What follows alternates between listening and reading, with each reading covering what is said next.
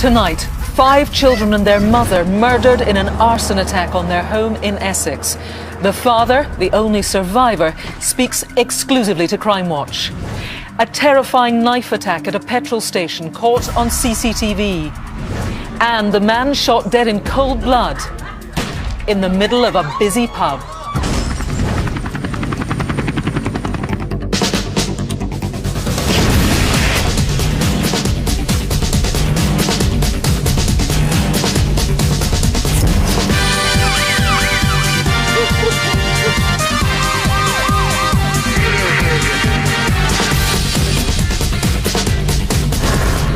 Hello and welcome to Crime Watch. We are live for the next hour with lots of cases that we hope you can help to solve tonight.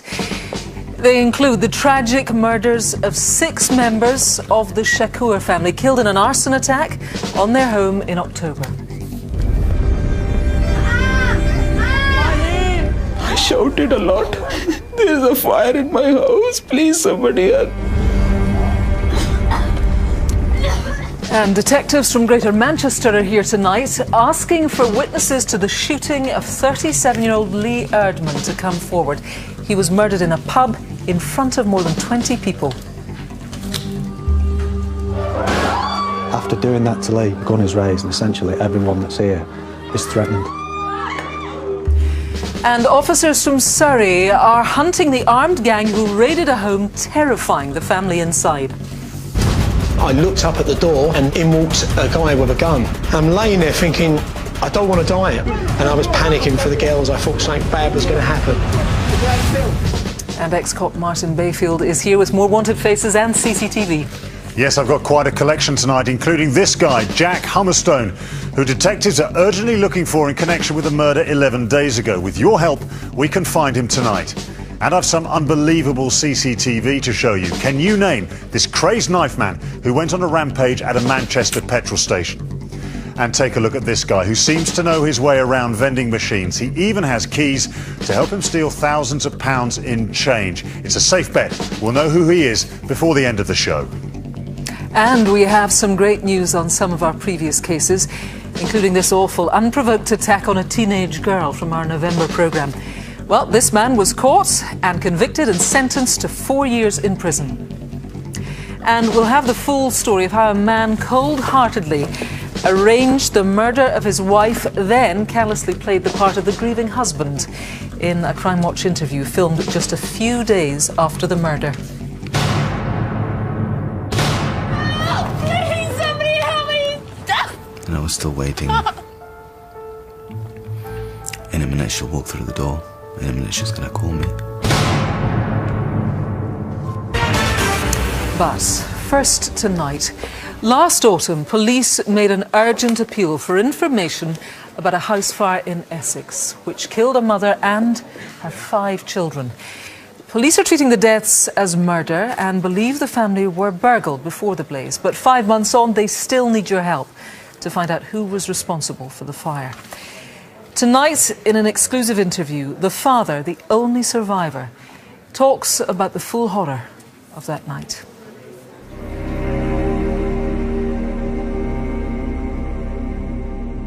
I shouted, there's a fire in my house. Please, somebody help.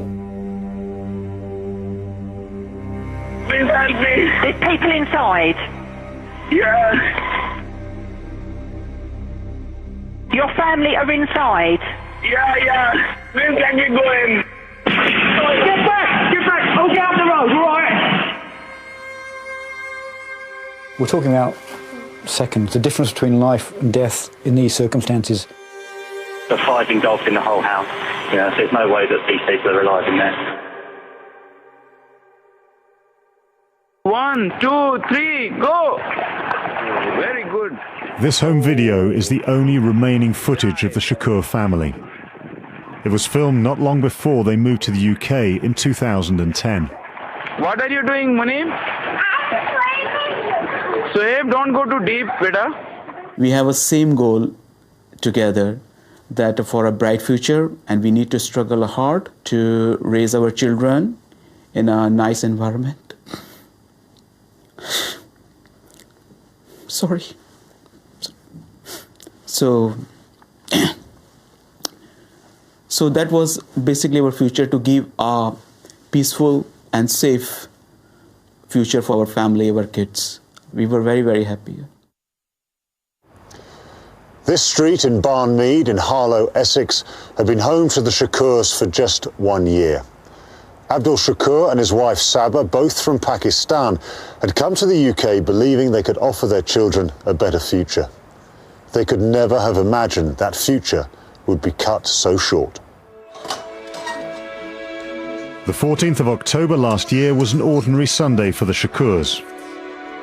They'd done the weekly food shop before the children had their tea and the older ones finished their homework.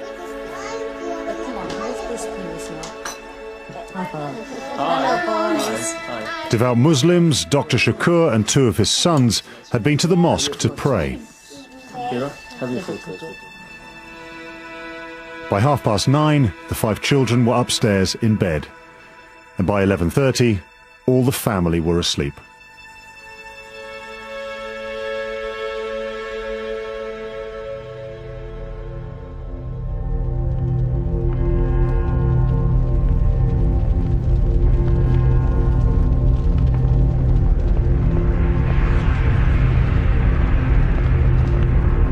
We heard some of the noise, sudden noise.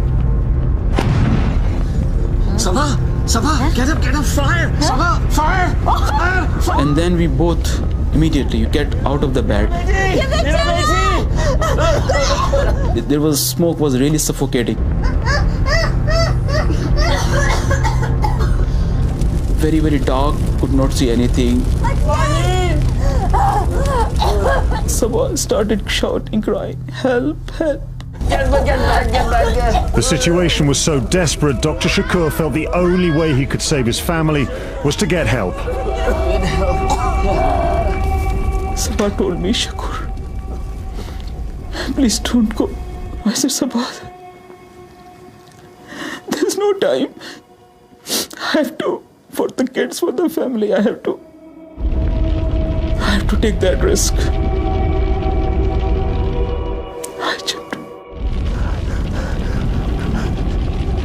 Pharmacy service. Yeah, 264 behind me. Please help me. There's people inside. Your family are inside. I shouted a lot. Please help, please. Please help me. Please can we go in? No, stay outside. I will die my family. Right, could you stay outside? We are on our way. Who's in there? My children. Firefighters fought to save the family. This is previously unseen footage filmed by Essex Fire Service. But despite their best efforts, they couldn't rescue them in time. Dr. Shakur's wife, Saba Usmani, sons 6-year-old Rayan, 9-year-old Muneeb, 11-year-old Sahib, and daughter Hira, who was 12, all died that night. This is the worst news for me. How can I lose my family in this way? My beloved wife, my friend, lost her. Beautiful kids, very, very happy, full of life. The youngest child, 3-year-old Maheen, fought for her life for 3 days in intensive care. But she too succumbed to her injuries. She was my only hope. I said, please don't take away this hope. I can't live. I'm losing everyone. Her mother and her 5 children all killed, and her father left grieving for his entire family. From the outset, police treated the blaze as suspicious.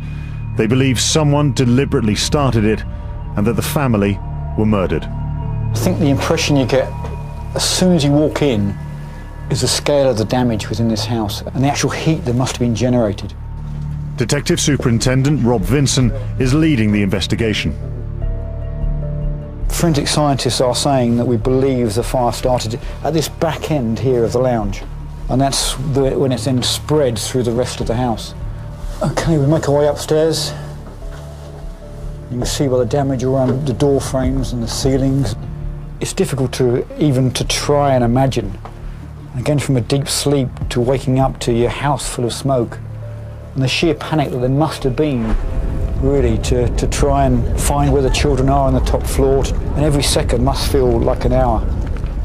And when there's nobody there as you're calling out, then trying to make a decision to try and get help, and the only way is out through the window. And all the time breathing in that smoke, which you can't take 2, 3, maybe 4 lungfuls before you're unconscious. We're talking about seconds. The difference between life and death in these circumstances is literally just seconds. It was unimaginable to me. I want the answer. Why my family? Why somebody has done that to ruin my life? And you can see I lost everything. Well, I'm joined now by Detective Superintendent Rob Vinson, that you saw there in the film. Thanks for joining us again, indeed, because in the weeks after this horrific case, you made an urgent appeal on Crime Watch saying that you were treating the deaths as murder. Tonight, you particularly want more information about this fire nearby that was filmed on a mobile phone. Tell us more about that. Yes, that's right. At the same time as the house that was on fire, there was a car that was alight, and it was literally just across the road, within 20 yards. It was a silver Ford Focus. It was a car that belonged to someone who lived in the area, a family that lived in the area. 2 fires on the same night at the same time. I need to speak to whoever can give me some information about how those fires started. In the reconstruction, next to the fire of the car, we saw somebody on a bike. That person could be important. You've got a good description of them. Yeah, I need to trace an individual that was seen on a bike at the scene of these 2 fires. Now, he's described as a white male, late teens, possibly early 20s, wearing a hooded top. Now, he was seen to cycle off from Barnmead towards some playing fields. Now, I need to speak to whoever was that person on that bike, or if you know who that person was, or suspect you know who that person was, they could hold vital information. Tell us a little bit more about this laptop, Dr. Shakur's laptop that was stolen from the house that night. After the family went to bed that night, and before the fire spread through the house, there was a burglary at this house. The front door had been left, or was left wide open afterwards. A laptop had been stolen. Now, 11 days, it was a Toshiba black laptop. Now, 11 days later, in the area of St Michael's Close and Whitewaits in Harlow, a laptop case and a lead was found. Now, the lead in particular was interesting because it was a 2-pin lead, right, as it was purchased abroad. Now, what is significant is that there was a shaver socket that someone has put on the end of that lead to try and make it work. Right. If someone has lost a shaver socket, went missing at that sort of time, I need them to come forward. The Toshiba laptop is also still outstanding. Where is it? We need to know. OK, that could be a really important part of the jigsaw for now, Rob. Thanks very much. Really, a truly tragic case, as you saw. There is, we think, undoubtedly someone watching tonight who's got information which could help to solve this case and bring at least some small comfort to Dr. Shakur. I would urge you to do the right thing and to call our studio now. The number is 0500 600 600. Or if you'd prefer, you can speak anonymously to Crime Stoppers. That's fine. Their number 0800 555 111. Now Martin has got the first of his wanted faces. And we start tonight with the man we showed you at the beginning of the programme, 18-year-old Jack Hummerstone. Detectives urgently want to speak to him in relation to a murder which happened in Colchester 11 days ago. Hummerstone, who also uses the name Jack O'Reilly and JJ, has links to Islington in North London, to Colchester and Clacton in Essex, and to Cheshire. He's considered to be dangerous, so if you see him or know where he is, call 999 immediately. Next is Brian James Waite. The 42-year-old has been on the run since November 2006, when he escaped from North Sea Camp Prison in Lincolnshire, where he was serving an 11-year sentence for a robbery during which £25,000 was stolen from a security van. Waite, who also uses the aliases Michael Birch and Lee Lawton and sometimes calls himself Anthony, has a liver condition for which he may be receiving treatment. Now, detectives believe he's been using a forged passport with this picture to travel in and out of the country, possibly to Spain and the Netherlands, as well as to his own hometown of Leeds. Number 3 tonight is Simon Ronald Kinney. Detectives want to speak to the 48-year-old about a large-scale conspiracy to supply heroin. Kinney, who has a Liverpudlian accent, has links to Devon, Cornwall and Manchester, as well as to Merseyside. And lastly, for now, is Renar Skuja. Police want to speak to the 29-year-old in connection with the rape and assault of a woman in Lichfield in December 2010. Skuja, who's Latvian, is missing the tip of the little finger on his left hand. Now, all of tonight's faces are on the website, so if you know where they are, please call 0500 600 600. Or you can text 63399, type crime, leave a space, and then your message. Now, Lee Erdman, a father of 5, was shot dead in a Salford pub almost a year and a half ago. The case is unusual because the police are convinced that they know who killed Lee. What they don't have is a full account of exactly what happened. Fear has, so far, prevented witnesses from speaking out. But we've now reconstructed the events of that night, some of which, as you can imagine, are graphic and violent, in the hope that someone will finally have the courage to come forward.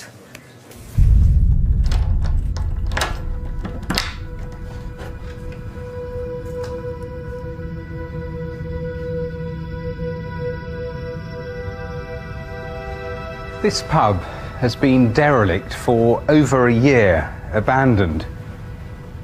Beer glasses, crisp packets, upturned stools.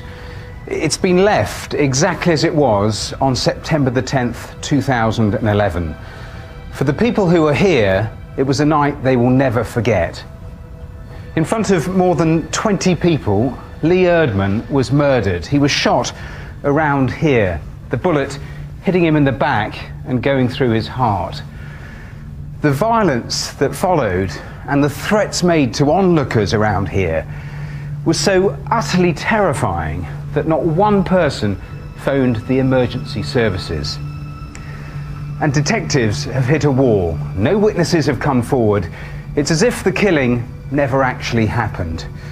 This appeal goes out to the people who were here that night and to the local community who've been living in fear ever since.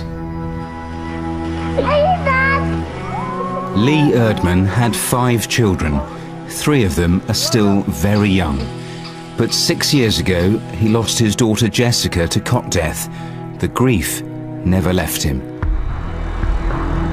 Every time it was September, it was like a black cloud come over his head, because he used to ring me and say he was feeling a bit low, you know, every time it got near to a birthday. And, you know, that's why he went there. We've been given access to the crime scene to retell the story of what police believe happened that night. He'd been out most of the day, been to different pubs. Around 1:30 in the morning, he decides to get a taxi. He knows this place will be open. He'd been discussing it with various people during the day. It's not a place he would normally come to. Lee's from a different part of Salford, and there is rivalry between where Lee's from and from here.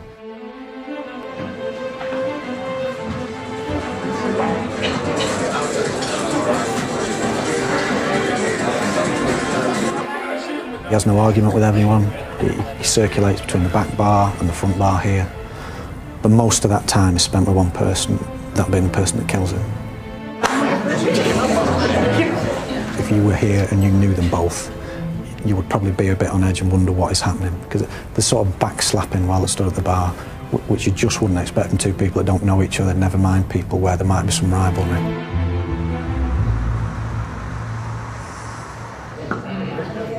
How did the gun get into the pub? I think Lee arrives.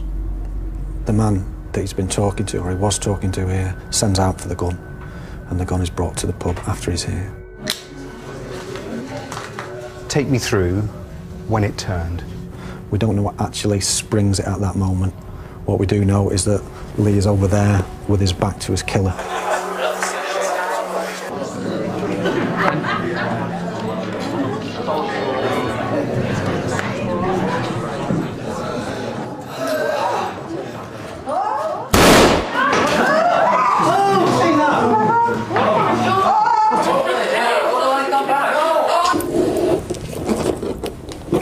Lee's actually lying here and he's already dead. The gunman walks over to him, calmly shoots him again in the chest. That bullet goes straight through Lee's body and ends up lodged here.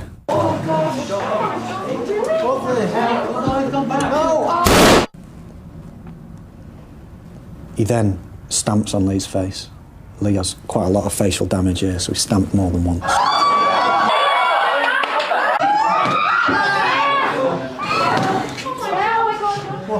After doing that to Lee, the killer raises the gun.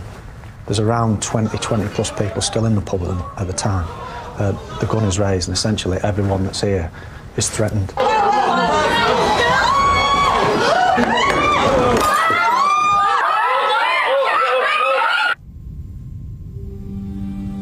The shooting lasted just minutes. It was witnessed by at least 20 people, yet not one of them called the police. Crucially, a hard drive containing the pub's CCTV was removed and is still missing. Police believe this is the gun exchange after the shooting, and this, the getaway. Later that morning, some drinkers from the pub drove Lee's body to A&E. I hope you don't go before me. That's what he used to say. And I used to say, why is that? You've got your whole life ahead of you. When it turned out to be not the case. I can't tell him what really happened. I can only just say, you know, your daddy's gone to heaven. And they're still asking for him today. Within days, graffiti appeared in the Ordsall estate. Messages from the local gang intimidating witnesses into fear and silence. But now police believe the threat has been removed, and Lee's family have faith that people will come forward. And I just hope that somebody's got the heart and the guts to just speak out.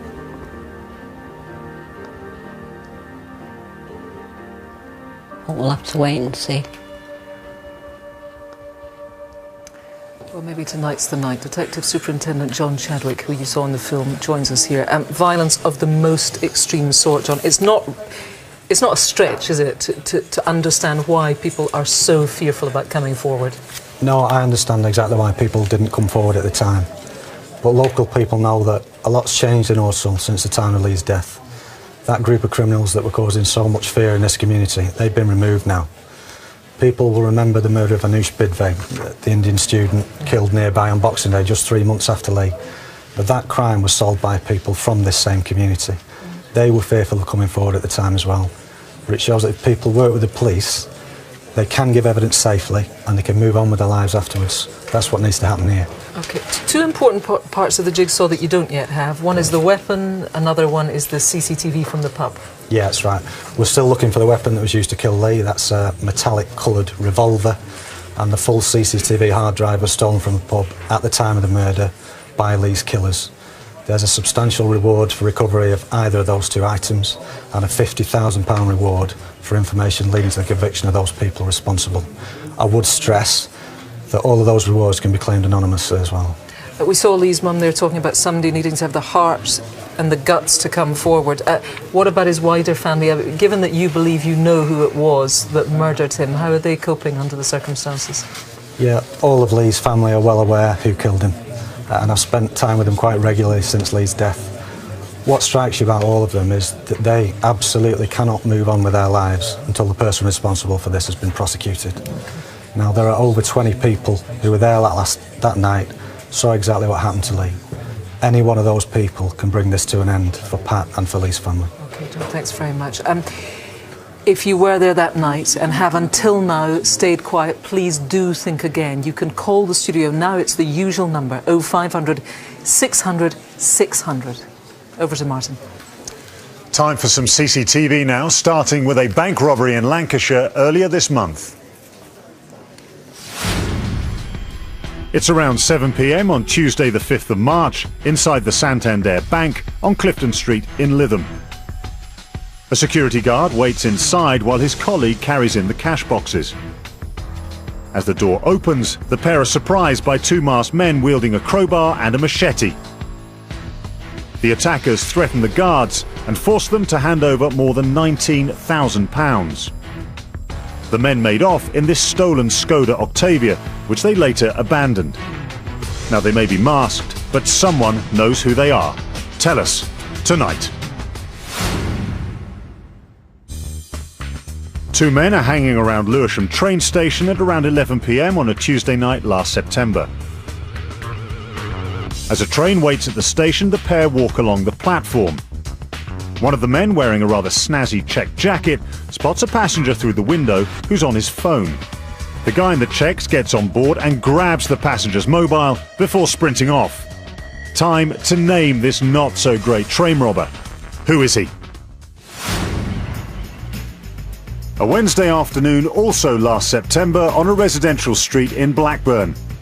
CCTV from a private house films a red Vauxhall Astra VXR driving around and eventually stopping outside. A man in a distinctive pattern cap gets out and approaches the house. He rings the doorbell, and after getting no response, he rejoins his friends and they park up the car. The four of them walk up the side passage, giving us some nice shots of their faces. The man in the cap acrobatically climbs over the back gate before letting his mates through. Two of them then try to force open the back door with a couple of crowbars, but these crooks aren't having much luck and are forced to retreat after failing to get in. But they're determined to have one last go, this time trying to prise open the front door. However, they get more than they bargained for, and a bit of a fright when the homeowner opens it, hurling her slipper at them as they flee, which one of them hurls back at her. Cheeky beggar. Police think these bungling burglars were targeting houses which might contain Asian jewellery. Be a gem and tell us who they are. Lots more CCTV still to come, and you can see it all again on the Crime Watch website. Call 0500 600 600 if you can help, or text 63399, type crime, leave a space and then your message. Time for an update on some of our previous cases now, starting with an excellent result from November. We showed you this shocking CCTV, a man punching a teenage girl in an unprovoked attack in Plaistow High Street in London. Well, last month, 35-year-old Michael Aode of Plaistow was found guilty of this and a similar offence and sentenced to a total of 4 years. A great result. Next, the latest on the shooting of 21-year-old Rico Gordon, an innocent bystander who died after being caught in the crossfire of a gun battle between two rival gangs after the St Paul's Carnival in Bristol in July 2011. Last September, we reported that two men responsible for killing Rico, Shaka Anderson and Raquel Adams, had been sentenced to life in prison. Well, earlier this month, 3 more men were jailed for assisting them. Londoners Sean Youngsom, who is 26, 28-year-old Courtney Ellis and 29-year-old Tafari Adams were all sentenced to 7 years after helping the murderers flee the scene. Excellent news. Finally, for now, yet another great example of what can happen when you pick up the phone. In July last year, we appealed for your help in finding John Jambu, who was wanted for raping a woman at knife point in 2010. Well, as a direct result of calls to the programme, Jambu was found that night hiding inside the base of a bed in a house in Croydon. He was convicted of rape and last week was sentenced to 7 years in prison. A fantastic result, and it just goes to show that your calls really do make a difference. Right, still to come tonight, the father held at gunpoint as he tried to protect his family from an armed gang. I was laying face down on the bed and they put the pillow over my head and I was suffocating, I was struggling to breathe. And I was thinking to myself, they're going to kill me now. They're going to shoot me in the head. And Matthew has the story of the husband who appealed on Crime Watch for viewers to help catch his wife's killer, but who'd actually arranged the murder himself. When are you leaving? I'll be out the door in 5 minutes. Where are you going? I'll be back in just 20 minutes, okay? I feel so disappointed in myself that I didn't see through him when all along he's actually killed my sister. But first it's time for some more Wanted Faces with Martin. And we start this section with Malcolm Leonard Brown. The 35-year-old, who also uses the name Alfie Stokes, is wanted in connection with a number of serious sexual assaults against young children. Brown, who has links to Milton Keynes and Northampton, has a tattoo on each of his wrists, the letters L and J on his left wrist and a tribal design on his right one. Number 6 is Sudan Murray. Detectives want to speak to him about 2 assaults against his former partner, one of which happened when she was 5 months pregnant. The 31-year-old has links to London and Cardiff and is described as having a strong London accent. Next is James or Jimmy Gray. Police want to talk to the 23-year-old about a variety of offences, including an incident where a man was kicked and punched in the head and a burglary during which the victim was threatened with a knife. Gray, who has links to Tilbury in Essex, has a tattoo on the back of his neck and a scar on the back of his left hand. He's considered to be dangerous, so if you know where he is, call 999 immediately. Now, there's a European arrest warrant in place for Stuart Worsley, with detectives in Portugal looking for him in connection with a burglary and an assault which happened in Lagos in 2002. 41-year-old Worsley also likes his tattoos and sports a tribal design on his right bicep and a goblin's face on his left forearm. He has links to North Yorkshire. Call and text the usual numbers if you recognise any of tonight's faces. And of course, they're all online. Now let's travel to Surrey, where a family were held up at gunpoint in their own home by a violent gang. The husband and wife and their 2 teenage daughters are struggling to put the awful ordeal behind them, but hope that tonight someone will call in and give names to the men in balaclavas. Let's go get some breakfast. Sorry, I can't sit. The house was our domain, our kingdom. It was our sanctuary. There you are, darling. Oh, thank you. Do you want some toast? Oh, yeah. It's with me every second. Do you want to go shopping tomorrow? What time? When I think about what my girls must have seen, it's horrendous.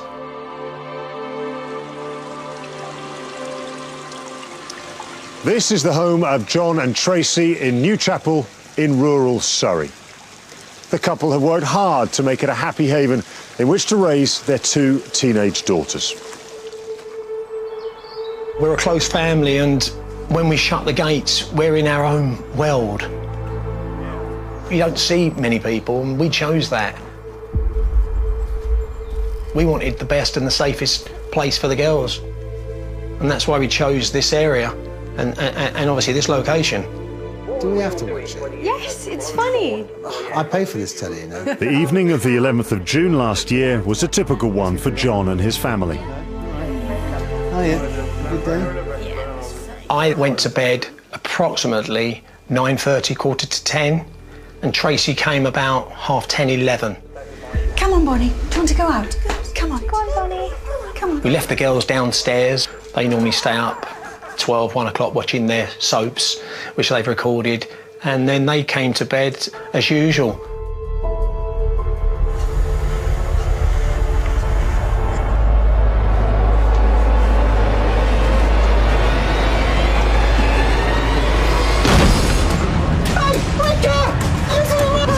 I was awoken to a noise. I looked up at the door and in walked a guy with a gun. Where's the money? Pointing it at my head. Where's the money?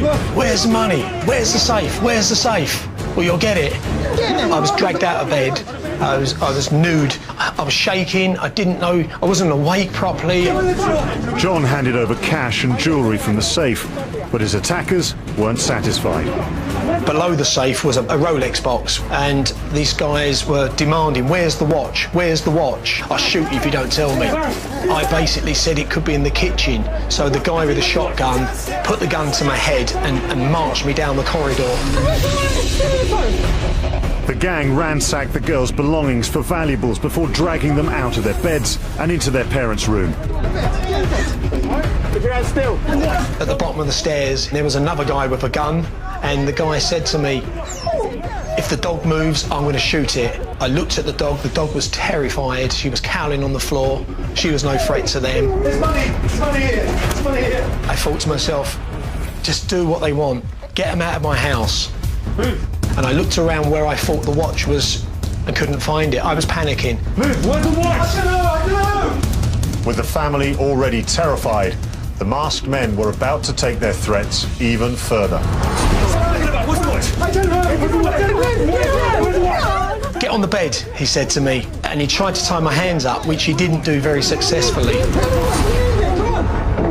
I was laying face down on the bed, and they put the pillow over my head, and I was suffocating, I was struggling to breathe. And I could hear so much noise in the bedroom, it was chaos. And then I remember them saying to the girls, we're going to cover you up, don't look. And I was thinking to myself, they're going to kill me now. They're going to shoot me in the head. Keep it quiet, keep it quiet. I'm laying there thinking, I don't want to die. I can't die this way. And I was panicking for the girls. I thought something bad was going to happen. Get the kettle. Come on, get. And I remember one of them shouted out, get the kettle, we're burning. Things were now truly desperate. John knew he had to do something fast. Where's the watch? One of my hands was coming loose. So what I did is I jumped up and shouted out, there's someone at the gates, I can hear the buzzer. I can hear the buzzer. They panicked and shouted out, there's a light outside at the gate, someone's here. And within seconds, they run down my corridor. And it was as if the whole room was emptied of air. Are you all right? The most likely escape route for the gang was through one of these surrounding fields, as the electric gates leading to the house remained locked all night. Hello? We've been burgled. What I feel about the girls, what they went through, it's hard to explain. It's sad. It hurts for Dad. My husband. It feels as if they've cut me open and ripped out my heart and left me like that. That's how it feels. I feel gutless. I feel empty. We get wrapped up in our own lives of college, of work, of paying bills, and these people are out there targeting people like us, working people, and just think they can come and help themselves to what we've worked for. They've got no morals and no respect. Well, I'm joined now by Detective Inspector Anthony Archibald. John was so articulate there about the horrors that his family went through. I mean, this is really something appalling that they've suffered in their own home. Yes, it was, Kirsty. It was a really horrendous ordeal. John literally thought he was going to be shot dead in front of his wife and daughters. Since the incident, they've upped the security measures around the house, but up until fairly recently, they were all sleeping in the same room at night because they've been so terrified. Take me through what you know. What was actually stolen? Well, unusually, there was a large amount of money in the house, and that was thousands of pounds were stolen from the safe. A lot of jewellery was taken, including a men's Rolex Yachtmaster watch. The offenders appeared to be arguing about this whilst they were carrying out the raid, and I believe that one of them has actually taken the watch without the others knowing. Right, OK. Yeah. There was also quite a distinctive Louis Vuitton bag. It was. A Louis Vuitton bag was taken, which is what they put all the jewellery in to take away. Do you think it's the case that the gang actually targeted the house? I do. The house is located in a very rural area, as we can see on the map here. The house is surrounded by fields, so we think the offenders would have made their access and escape route across the fields into either West Park Road or Bones Lane, which is just within sort of half a mile of the A22 Eastbourne Road. Right. They were wearing some pretty distinctive stuff. Just take us through these gloves here. They were all dressed exactly the same, right. and we're all wearing these fairly distinctive gloves, all exactly the same. So, you know, and I've got no doubt they would have conducted a recce of this location beforehand. So yes, it was organised. OK, Anthony, for now, thanks very much. You saw there in the film how that night is still very much affecting John and his wife and his two girls. If you can help, please, I would urge you to do the right thing and pick up the phone tonight. There is a £2,000 Crime Stoppers reward, and John's family have offered £3,000 on top of that. As ever, it's 0500 600 600 here in the studio. I should tell you there is also the victim support line if you need to call that tonight. This month it marks its 15th year of service. They are on 0845 30 30 900. OK, now Matthew, I think, has got the latest on what's coming in so far on the phones. Matthew. Kirsty, it is busy on the floor. Calls about the Essex fire coming in, also calls about the murder of Lee Erdman in Salford. Let's interrupt John. And John, I know you've taken a number of very interesting calls. Tell me. Yeah, we've taken quite a number of calls already. A number of them naming the person responsible for Lee's murder. As we said in the film, we know who killed Lee. What I really need is for someone that was actually there to make contact. Obviously, anything people tell us will be treated in the strictest confidence. Someone wants to ring me personally, I'm fine, I'll talk to anyone. We really need to speak to someone for the sake of Lee's family. All right, so John is here waiting for you to call. Martin. Time now for more CCTV, starting with a terrifying attack at a petrol station in Manchester, which happened on a Friday evening last month. A man dressed in a dark jacket and hoodie walks up to a car parked on the garage forecourt. He tries the door, but it's locked, so he goes for a blunter approach, attempting to smash his way in using a large knife. And when that fails, he tries to kick the window in. He gives up and walks across the forecourt, where he turns his attention to a taxi waiting at one of the pumps. He smashes the windscreen with the handle of his knife, while the terrified driver is still at the wheel. He then attacks the Renault Megane parked in front, even climbing into the car briefly before having another go. He skips back to the first car, which he batters one last time before making off. Do you recognise the knife man in the distinctive Union flag hoodie? Tell us who he is before he seriously hurts someone. It's a Monday evening last August. Two masked men wearing hoodies approach the Londis store in Manor Close in Thamesmead. As soon as they get inside, one of the men, wearing the darker grey top, grabs a member of staff and holds a hatchet-type weapon to his throat. He marches him through the store, grabbing a second shop assistant as he goes. The attacker then forces the two terrified men into the storeroom, where he orders them to hand over the takings. While this is going on, the second man is at the front of the shop, where he threatens the female cashier with a knife and tells her to empty the till. Having got what they came for, the two men then run off. They took several £1,000s in the raid, but there's a £5,000 reward for information leading to their conviction. It's time to shop them tonight. A man in dark clothing carrying a rucksack walks through the grounds of the Palatine Road campus of Blackpool and Fylde College on a Friday afternoon last month. But it's not studying he's interested in, it's stealing. He strolls into the main building before heading through the corridors to the vending machine area on the first floor. He has a look around, and after a few minutes, when the coast is clear, he opens up the machine using what appears to be a set of keys. He empties the cash trays from the three machines into his rucksack before making off. He did the same with two other machines in a different part of the college, taking more than £1,500 in total. We need you to study his image carefully and tell us his name.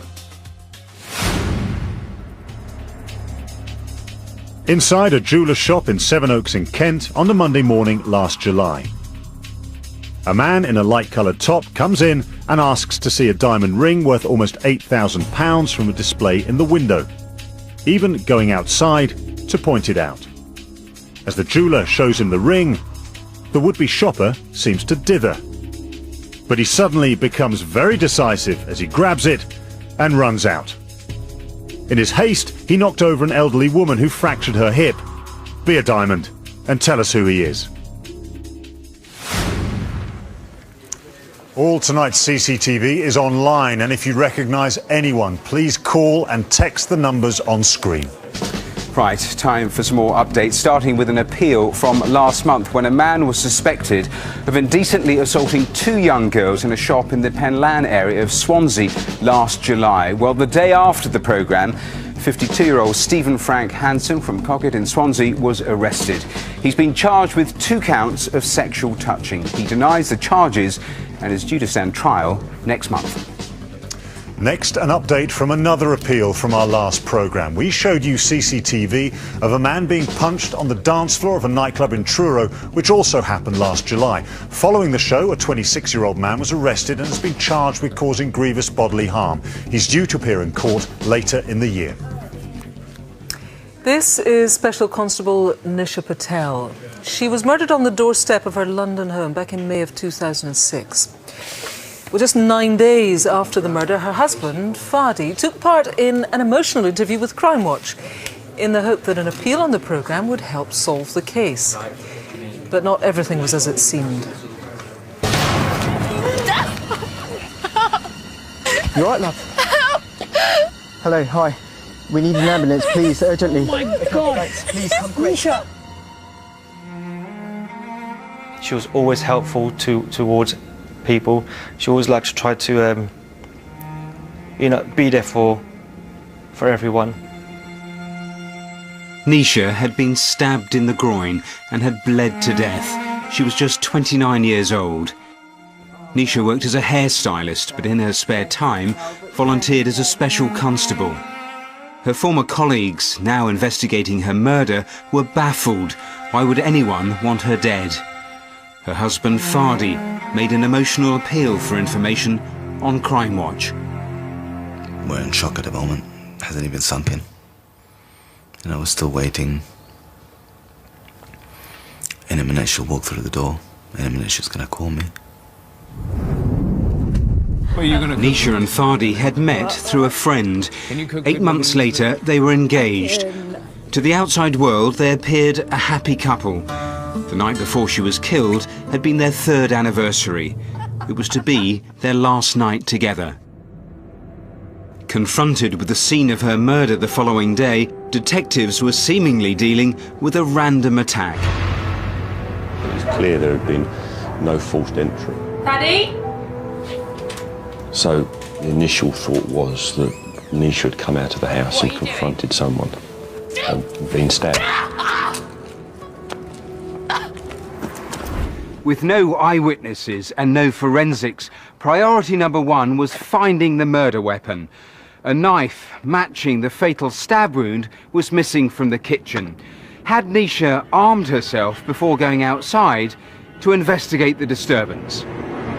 That knife became absolutely pivotal. At that stage, I believe that the offender may well have snatched it from Nisha. So he hadn't arrived with the knife, so therefore he hadn't really got a plan to dispose of it. So I felt he would discard it sooner or later. He wouldn't have kept it with him because he wouldn't know what to do with it. DCI Scholar ordered a meticulous search of the streets around Nisha's home. And it paid off. 2 weeks later, they found the knife in a blocked drain in a nearby road. Had whoever dumped it been caught on CCTV? There was a CCTV camera, but it was facing away from the drain. But what that camera did show was a parked car about 10 feet in front of the drain. And you could clearly see 2 or 3 minutes after Nisha's murdered, a car pulls up at that drain. You see the headlights reflecting on the parked car. It stops there for approximately 7 seconds before moving off. I was very confident that that was the car that actually stopped to deposit the knife down the drain. Vehicle experts worked out that it was a silver Audi. It had a broken rear number plate light and a distinctive aerial that didn't come as standard. Police immediately began looking for that specific car. But they were still struggling to find a motive, and Fadi wasn't considered a suspect. He'd been on his way to play snooker with a friend when the attack happened. But did someone hold a grudge against Nisha or even Fadi? To help eliminate the people they both knew, officers asked if they could look at Fadi's phone. I'd like to take away your mobile phone if that's possible, just to check out, all of those contacts. I just began to research Fadi's contacts and people he knew. And in doing so, came across Roger Leslie. Leslie was a known criminal with a string of convictions for violent offences. Roger, it's Fadi. So why was Fadi Nasri associating with a man like him? Roger Leslie had been in telephone contact with Nasri an awful lot in the days and weeks running up to this incident, and in particular on the day of the incident itself. But on the day in question, Leslie was nowhere near the crime scene and so couldn't have carried out Nisha's murder. But phone records revealed a pattern pointing towards someone who might have been responsible. Every time Leslie was in contact with Nasri, shortly before or shortly afterwards, he was in contact with another phone that was owned by Tony Emanuel. Tony Emanuel was a nightclub promoter. Intriguingly, records for the night placed him near the murder scene. What's more, police discovered that he drove a silver Audi, complete with defective rear number plate light and a distinctive roof-mounted aerial. Emanuel would later admit that he'd been hired by a man called Jason Jones to drive to Nisha's house. Jones was a nightclub bouncer with 76 previous convictions. Emanuel maintained throughout that he had no idea that Jones was going to attack Nisha. Just you wait here, yeah? Thinking instead that he was driving to a drug deal. It was now time to confront Fadi Nasri. We have arrested 3 men for the murder of Nisha. I've never seen anything like it before. He burst into tears and broke down. Police decided to take a closer look into his background. Fadi claimed to be earning £150,000 a year from his limousine company. But in reality, his business was in trouble and he'd run up 6-figure debts. It's nice to see you again. Nisha was working 7 days a week to keep the company from going under. I've been waiting for 7 hours you want to talk? for Why you. don't you sit down and talk? Fadi knew that a divorce would have meant ruin for him. Without Nisha's money, he'd never be able to maintain the lavish lifestyle he'd grown accustomed to. Nisha and Fadi Nasri had taken out life policies on each other. With Nisha's death, clearly he stood to benefit. Setting up home with his mistress, Fadi began planning how to spend the insurance payout. But he wasn't finished there. Nisha was entitled to half the value of her late parents' home. Just 5 months after her death, Fadi instructed lawyers to try to extract this money from Nisha's brother, Caton. For somebody to come and demand money shows that his whole motive was to do with finances. It was clear that he would benefit in the region of at least £500,000 through Nisha's death. At last, police had what looked like a motive. This is what they now believe actually happened. Knowing his reputation, Fadi asked Leslie to orchestrate his wife's murder and provided him with keys to the house so the killer could let himself in. Leslie then hired Jason Jones to carry out the actual murder. And Jones hired Tony Emanuel to drive to the scene, making up a cover story that it was to be a drugs deal. Because of that, Emanuel was later found not guilty in court. All Fadi had to do was create an alibi for himself. I was wondering, what do you like for a snooker game later this week? And make sure that Nisha would be home all evening. Phone calls fly back and forth between Fadi and Leslie and Jones throughout the day, possibly checking all the last-minute details. At around 10:30, Emanuel's silver Audi travels down the North Circular Road in London and stops around 3 miles from Nisha's home, presumably waiting for instructions to move in.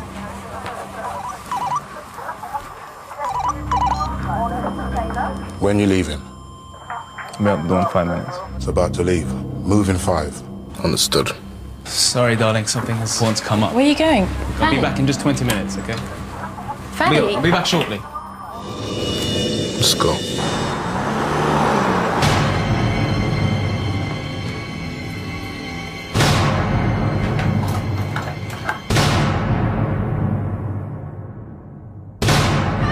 Please, somebody help me!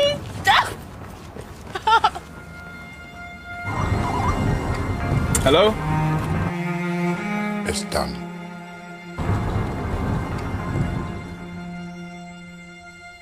Nasri's lies had been exposed.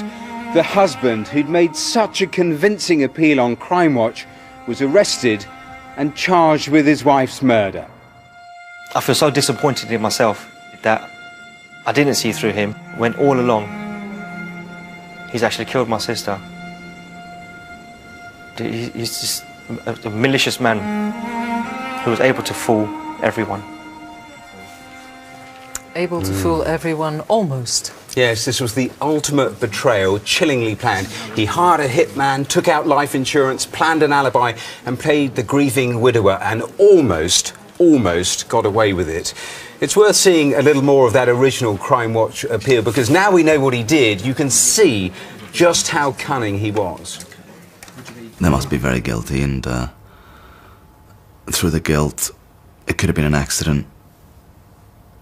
You know, I mean, it could have been self-defense, it could have been anything.